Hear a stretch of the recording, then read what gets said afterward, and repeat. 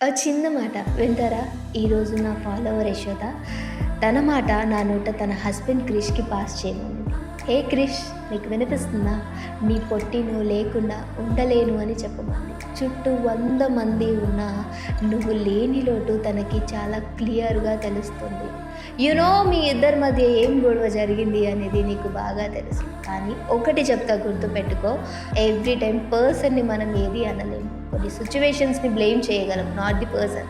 నీకు అర్థమవుతుంది కదా? మీ లవ్ అండ్ అలానే మీరు తిరిగే ఆ నైట్ అవుట్స్, తను నువ్వు లేకుండా రోజులు ఏళ్ళలా గడుస్తున్నాయని చెప్పమంది.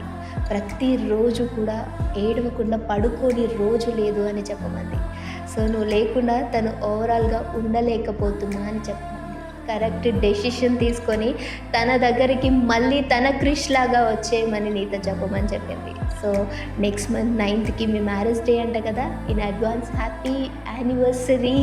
అండ్ అలానే 12th నీ బర్త్డే కూడా ఉందంట. Happy birthday Krish. But please తనని క్షమించే, అక్కడ నీ వైఫ్ వెయిట్ చేస్తుంది. నీకు అర్థమైంది కదా నేనేం చెప్పాను?